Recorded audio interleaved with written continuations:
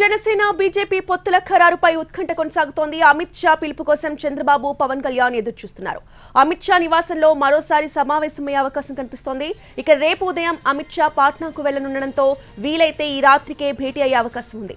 BJP పోటీ చేయాలనుకుంటున్న లోక్సభ స్థానాలపైన అవగాహన కుదరడం లేదు. ఇక 10 ఎంపీ సీట్లను కోరుతోంది బీజేపీ, కనీసం 8 అయినా ఇవ్వాలంటోంది. ముఖ్యంగా వైజాగ్ స్థానం కోసం పట్టుపడుతోంది బీజేపీ. అలాగే హిందూపురం, అనంతపురం, విజయవాడ స్థానాలు కోరుతోంది. 5 లోక్సభ స్థానాలపై ఏకాభిప్రాయం వచ్చినట్టుగా తెలుస్తోంది. రాజంపేట, తిరుపతి, రాజమండ్రి, నరసాపురం, అరకు లోక్సభ స్థానాల్లో బీజేపీ పోటీకి ఏకాభిప్రాయం కుదిరినట్టుగా సమాచారం. ఇక మచిలీపట్నం, అనకాపల్లి, కాకినాడ లోక్సభ స్థానాల నుంచి జనసేన బరిలో నిలవనుంది.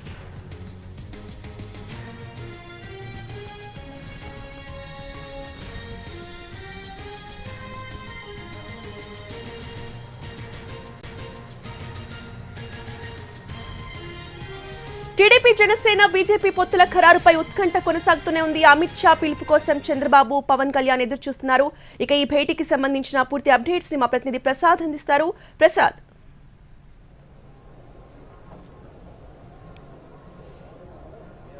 ఉదయం నుంచి కూడా చంద్రబాబు నాయుడు ఎక్కడికి బయటకు వెళ్ళలేదు, ఇంట్లోనే ఉన్నారు. అధికార నివాసం ఉన్నటువంటి ఎంపీ రామ్మోహన్ నాయుడు నివాసంలో ఆయన ఉంటున్నారు. ఎక్కడికి కూడా వెళ్ళలేదు. కనీసం పార్టీ నేతలతో కూడా ఏమీ కూడా మాట్లాడలేదు. ప్రధానంగా అమిత్ షాతోనూ జేపీ నడ్డాతోనూ మాట్లాడిన తర్వాతనే కొంత స్పష్టత వచ్చే అవకాశం ఉందన్న అంశాన్ని దృష్టిలో పెట్టుకుని చంద్రబాబు నాయుడు తమతో కూడా ఏం మాట్లాడలేదన్న అంశాన్ని కూడా పార్టీ నేతలు చెప్తున్నారు. అదేవిధంగా పవన్ కళ్యాణ్ కూడా అదే రకంగా ఎదురు చూస్తున్నారు. అమిత్ షా అధికారిక కార్యక్రమాలు అంటే ముందస్తుగానే నిర్ణయించినటువంటి కొన్ని అధికారిక కార్యక్రమాల వల్ల ఇంతవరకైతే పిలవలేదు. ఈ రోజు కలిస్తే ఈ రోజు రాత్రి మాత్రమే సమావేశమయ్యేందుకు అవకాశం ఉంది. ఎందుకంటే రేపు ఉదయం 11 గంటలకు ఒక పార్టీ కార్యక్రమం మీద పాట్నా వెళ్తున్నారు. దీన్ని బట్టి కలిస్తే ఈ రాత్రికే కలిసేందుకు అవకాశాలు ఉన్నట్టు తెలుస్తుంది. ప్రధానంగా లోక్సభ స్థానాలకు సంబంధించి బీజేపీ పోటీ చేయాలనుకుంటున్నటువంటి స్థానాలకు సంబంధించి కొంత సందిగ్ధత ఉంది. కనీసం 10 స్థానాలు కావాలని చెప్పి ముందుగా బీజేపీ కోరుతుంది లోక్సభ స్థానాలకు సంబంధించి. అయితే కనీసం 8 లోక్సభ స్థానాలైనా పోటీ చేసేందుకు మాకు అవకాశం కల్పించాలన్నదే బీజేపీ నాయకుల యొక్క వాదన. అదేవిధంగా బీజేపీ అగ్రనాయకత్వం కూడా రాష్ట్ర నేతలతో కూడా మాట్లాడడం జరిగింది. రాష్ట్ర నేతలు కూడా అనేక సార్లు పర్యాయాలు పార్టీ శ్రేణుల నుంచి అదేవిధంగా క్షేత్రస్థాయిలో వాళ్ళు తెప్పించుకున్నటువంటి సమాచారాన్ని కూడా అగ్రనాయకత్వానికి అందజేయడం జరిగింది. ఏ ప్రాంతాల్లో ఏ స్థానాల్లో లోక్సభ కానీ అసెంబ్లీ స్థానాల్లో కానీ ఎక్కడైతే తమకు బలం ఉంది అన్న అంశాన్ని దృష్టిలో పెట్టుకుని దాన్ని ఒక జాబితాను కూడా రూపొందించి అగ్రనాయకత్వానికి ఇవ్వడం జరిగింది. కాబట్టి వీటన్నిటిని దృష్టిలో పెట్టుకుని బీజేపీ ఖచ్చితంగా తమకు 10 లోక్సభ స్థానాల్లో పోటీ చేసేందుకు అందరూ కూడా సహకరించాలని చెప్పి మిత్రపక్షాలుగా చేరబోతున్నటువంటి ఇటు టీడీపీని జనసేన కూడా కోరటం జరిగింది. అయితే ప్రధానంగా ఈరోజు అనూహ్యంగా తెలుగుదేశం పార్టీ నాయకుడు రాజ్యసభ ఎంపీ కనకమేడల రవీంద్ర కుమార్ మధ్యాహ్నం బయటకు వచ్చి అధికార నివాసం అంటే చంద్రబాబు నాయుడు ఉంటున్నటువంటి నివాసం నుంచి బయటకు వచ్చి సూత్రప్రాయంగా కలిసి పనిచేసేందుకు ఒక అవగాహనకు వచ్చాము. అయితే సీట్ల సర్దుబాటుపైనే కొంత ఇంకా చర్చించుకోవాల్సి ఉందని అధికారికంగా కూడా చెప్పడం జరిగింది. కాబట్టి పొత్తు కుదరబోతుంది అన్న సందిగ్ధత లేదు, కుదిరింది. పొత్తు మాత్రం కలిసి పనిచేయాలన్నది నిర్ణయం. కాకపోతే సీట్ల సర్దుబాటుకు సంబంధించే కొంత సందిగ్ధత ఉంది. అయితే ఈ సీట్లు కూడా తాము కోరుకుంటున్నటువంటి తమకు బలంగా ఉన్నటువంటి స్థానాల్లో మాత్రమే తాము ప్రతిపాదించే స్థానాలు మాత్రం తమకు కేటాయించాలి కానీ మీరు సూచించే స్థానాలు కాదని చెప్పి కూడా చాలా గట్టిగా బీజేపీ అగ్రనాయకత్వం కూడా సూచించినట్టుగా తెలుస్తుంది. కాబట్టి ఇలాంటి కొన్ని సాంకేతికమైనటువంటి అంశాలు ఉన్నాయి.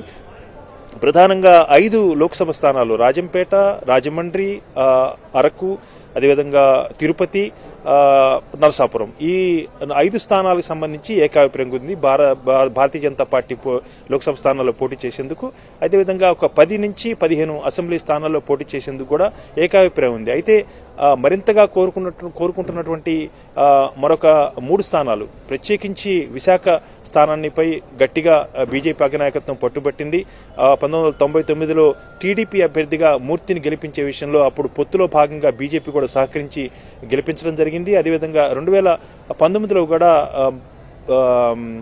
ఖమ్మంపాటి హరిబాబును కూడా పొత్తులో భాగంగా బీజేపీ అభ్యర్థిగా గెలవటం జరిగింది. కాబట్టి అసలు బీజేపీ 1981లో తన విజయ పరంపరను కొనసాగించడానికి ముందుగా తొలి దశలో విశాఖపట్నం మున్సిపల్ కార్పొరేషన్ కూడా చేజిక్చుకుందన్న అంశాన్ని కూడా ఈ చర్చల సందర్భంగా ప్రస్తావనకు వచ్చినట్టుగా తెలుస్తుంది. కాబట్టి ఇలాంటి అనేక అంశాలను ఆధారం చేసుకుని విశాఖపట్నం మెట్రోపాలిటన్ సిటీను, అదేవిధంగా అనేక ప్రభుత్వ రంగ సంస్థలు ఉన్నాయి, కేంద్ర ప్రభుత్వ రంగ సంస్థలు ఉన్నాయి.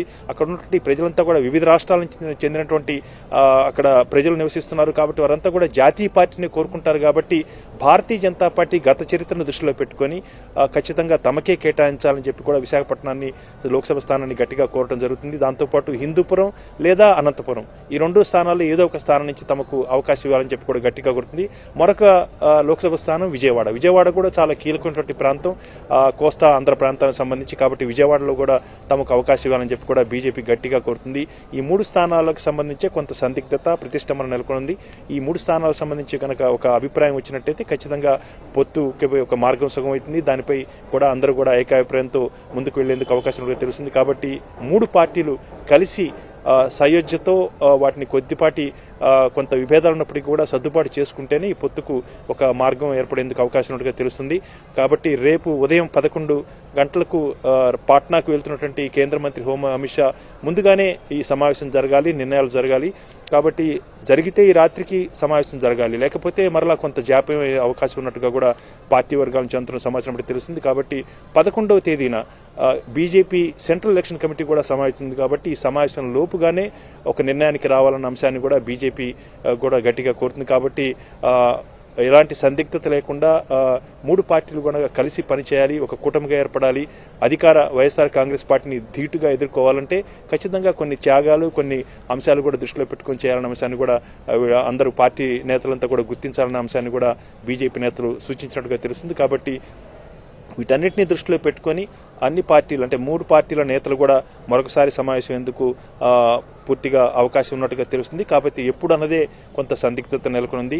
ఏ క్షణంలో కానీ పిలుపు రావచ్చు అమిత్ షా నివాసాన్ని నుంచి. తర్వాత ఇదంతా కూడా సమావేశమై ఒక నిర్ణయానికి వచ్చే అవకాశం ఉంది. నిన్న రాత్రి సుదీర్ఘంగా గంటన్నర పాటు జరిగినటువంటి చర్చలన్నీ కూడా కొంత సీట్లు సంబంధించినటువంటి చర్చ జరిగింది. ప్రధానంగా 3 పార్టీలు కలిసి పనిచేసే విషయంలో ఉన్నటువంటి అనేకమైనటువంటి అంశాలు, సాంకేతిక అంశాలు కూడా చర్చకు వచ్చాయి. ఎలాంటి పొరపచ్చాలు లేకుండా, ఎవరు ఏ పార్టీ కూడా ఏమాత్రం శశపిషలు లేకుండా అందరూ కూడా సహకరించి ఎవరైతే అభ్యర్థిగా ఉంటారో ఆ 3 పార్టీలు కలిసి పనిచేసేందుకు గాను కొంత వ్యవస్థను కూడా ఏర్పాటు చేసుకున్న అంశాన్ని కూడా చర్చకు వచ్చినట్టుగా తెలుస్తుంది. కాబట్టి ఈరోజు జరగబోయే కీలక సమావేశంలో అంతిమ నిర్ణయం తీసుకునేందుకు అవకాశం ఉంది.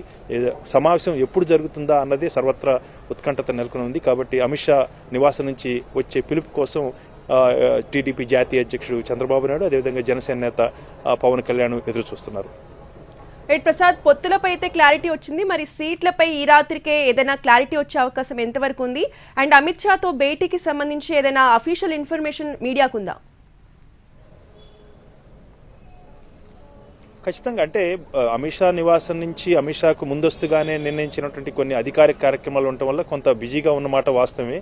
అయితే ఇది చాలా కీలకమైనటువంటి అంశం కూడా. ఎందుకంటే ఆంధ్రప్రదేశ్లో గత దశాబ్ద కాలంగా పెద్దగా ప్రాతినిధ్యం లేనటువంటి బీజేపీ ఖచ్చితంగా తన సొంత బలాన్ని పెంచుకోవాలని కూడా ఆలోచిస్తుంది. కాబట్టి గతంలో ఎన్డీఏ భాగస్వామ్య పక్షంగా ఉన్నటువంటి తెలుగుదేశం పార్టీ తిరిగి చేతులు కలిపేందుకు వస్తున్న సందర్భంలో బీజేపీ కూడా దీనికి సంబంధించి ఈ అవకాశాన్ని ఉపయోగించుకోవాలని చెప్పి భావిస్తుంది. కాబట్టి వీటన్నిటిని దృష్టిలో పెట్టుకొని అమిత్ షా ఖచ్చితంగా సమయం కేటాయిస్తారనే ఆలోచన ఉంది. అయితే ఎప్పుడు ఏమిటి అన్నది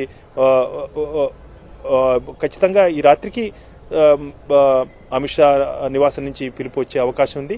ఖచ్చితంగా పిలుపు వస్తుంది, కలుస్తారనే ఒక ఆశాభావం అన్ని పార్టీల వారు కూడా వ్యక్తం చేస్తున్నారు. అన్ని పార్టీ వర్గాల నుంచి కూడా సమాచారం అందుతుంది. కాబట్టి ఏ క్షణంలో అయినా కానీ అమిత్ షా నివాసం నుంచి పిలుపు వచ్చేందుకు అవకాశం ఉంది. కలిసి మాట్లాడుకొని కూర్చొని సీట్ల సర్దుబాటు ఒక అవగాహనకు వచ్చే అవకాశం ఉంది. కేవలం బీజేపీ కోరుకుంటున్నటువంటి 8 స్థానాలకు సంబంధించి ఖచ్చితంగా ఈరోజు నిర్ణయం ఉంటుంది.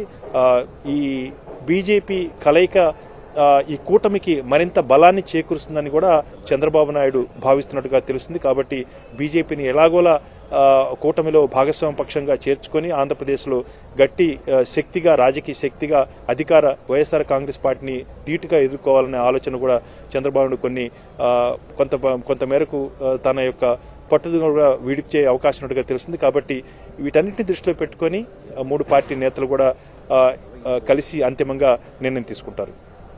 Right, thank you Prasad.